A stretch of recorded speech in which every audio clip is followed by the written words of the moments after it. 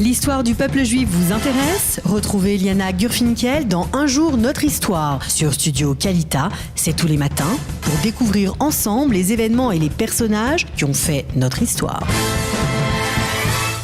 8h24 toujours sur studiokalita.com et c'est l'heure de retrouver notre rendez-vous quotidien avec Eliana Gurfinkel pour parler d'histoire. Boker Tov. Bonjour Eliana. Bonjour Olivier. Tout va bien? Super. Alors, on va parler... On est content de ne pas avoir été sur le pont hier, surtout. Ah oui. Bon, c'est vraiment un miracle. Ce qui s'est c'est un passé miracle hier. Et surtout pour les gens comme moi qui ont étudié à Bar-Ilan, on connaît très bien ce pont. Voilà, on était en train d'en parler hors antenne. Mais voilà, donc c'est vraiment un grand miracle qu'il n'y ait pas eu d'autres victimes dans cet effondrement.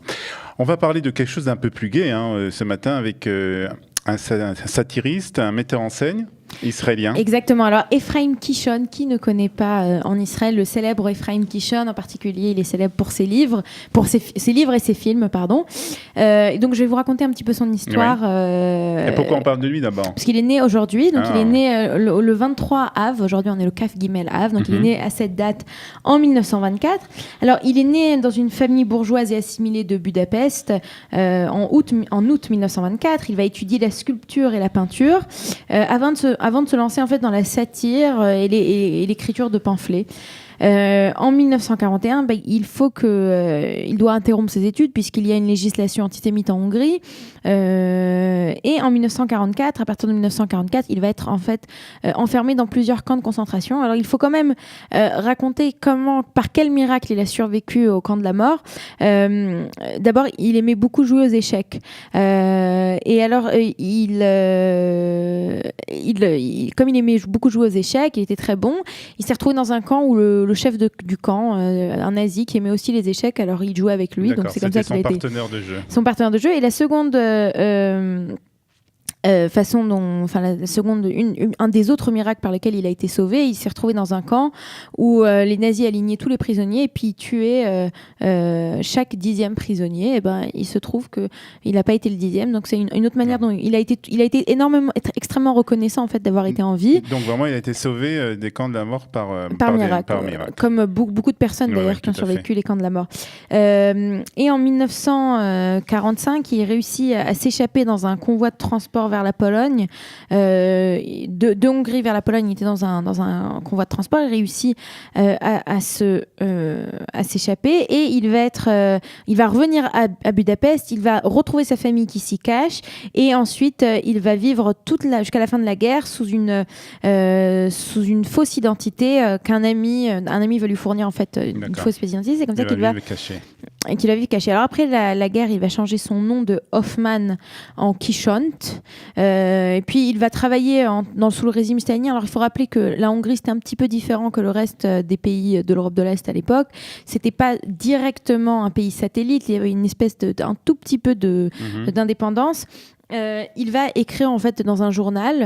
Il va faire une publication satirique, c'est ce qu'il aime faire. Cette fois-ci en faveur du pouvoir communiste, mais en fait il se rend compte qu'il vit dans un mensonge et très rapidement il cherche à partir. Et donc dès qu'il peut, un jour il est à Prague lors d'une foire et il en profite pour partir avec sa femme et quitter la Hongrie et émigrer en Israël. Et quand il arrive en Israël, il change son nom en Ephraim Kishon. D'accord. C'était en quelle année? C'était en quelle année? Je pense que c'était en 1949 ou 49 ou 50. Il arrive en Israël et puis il commence d'abord à écrire pour un journal hongrois qui se trouve en Israël. À l'époque, il y avait beaucoup de journaux qui étaient dans des dialectes que les Juifs ou dans des langues que les Juifs parlaient. Et puis il va commencer à apprendre bien l'hébreu et à écrire en hébreu. Et là, à ce moment-là, il va commencer une carrière d'humoriste et il va commencer à offrir ses services aux grandes publications israéliennes. Et c'est le journal Davar qui va être le premier à publier ses articles. Et il va d'ailleurs, de la même année, en 1952, il va commencer à écrire, il va rédiger son premier ouvrage dans lequel, en fait, il décrit avec humour les premiers pas d'un nouvel immigrant. Donc, on connaît tous ce sentiment. On attend d'ailleurs qu'un francophone fasse la même chose. Mais on attend qu'Eliana l'écrive. Oui, tout à fait, avec beaucoup de satire. C'est mon point fort. Et Et puis en 1952, on lui confie la colonne Khat Gadia dans le quotidien Maariv, donc à nouveau. Et là, à nouveau, donc, ça va devenir rapidement la colonne la plus populaire du pays. Tout ce qu'il écrit, ça plaît. Et surtout, il n'a jamais peur, Ephraim Kishon, de critiquer le pouvoir du Mapai. Donc c'est une époque où personne n'ose le faire. Et lui, il n'a pas de problème, il le fait. Alors je pense que un des films qu'il a réalisé, donc il écrivait en même temps il réalisait des films, donc le film, je pense qu'il a la critique la plus acide du pouvoir du Mapai, c'est Salar Shabati en 1964. On voit cette famille orientale qui arrive en Israël, qui veut absolument qu'on lui donne un appartement, et on va les mettre donc dans ces Mahabara avec cette très célèbre phrase Lo rotzim Mahabara, rotzim shikun. On ne veut pas vivre sous les tentes, on veut vivre dans un shikun, donc dans ces espèces d'HLM qui ont été créées à l'époque.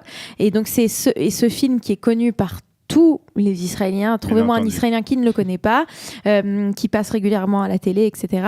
Et ben, ce film représente véritablement cette critique qu'il fait du régime. Donc lui, il écrit ou il les réalise? Il fait les deux. Il fait les deux.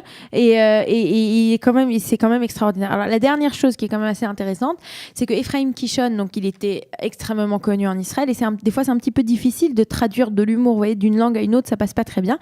Pourtant, il y a 2 pays au monde où trois, où il est extrêmement connu parce que ses livres ont été traduits et il a eu un succès fou. Eh bien, c'est l'Allemagne, la Suisse du côté germanique et l'Autriche, puisque ses livres en allemand, ça sort très très très très bien. Il y a un humour qui sort très très bien, et donc il est extrêmement connu dans ces pays.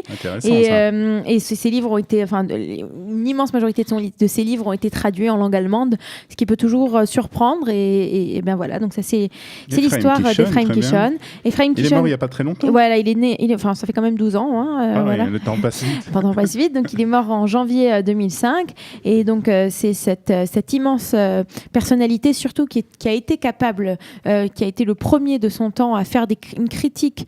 Une critique qui était acceptée parce que quelque part, à cette époque, il y avait toujours eu une critique du camp révisionniste, de la droite, qui n'était pas d'accord avec ce que le Mapai faisait. Mais lui, il a réussi en fait à faire passer ses critiques, à ce que ces critiques soient acceptées par tous. Et c'était une grande... Voilà, écoutez, on en a appris beaucoup sur Ephraim Kishon, donc ce metteur en scène, ce satiriste qui a marqué la culture israélienne. Voilà, exactement. Voilà, on est le 15 août, on aurait pu parler d'autre chose, mais ça sera peut-être pour une autre fois. L'ascension, ça sera... je vous laisse en parler dans votre revue de presse, Olivier. Très bien. Dans quelques instants, ce sera justement la revue de la presse israélienne. On écoute un peu de musique et on voit quels sont les titres de la presse israélienne ce matin. Vous aimez l'histoire juive ? Retrouvez Liana Gurfinkel dans Un jour notre histoire sur Studio Kalita, c'est tous les matins, pour découvrir ensemble les événements et les personnages qui ont fait notre histoire.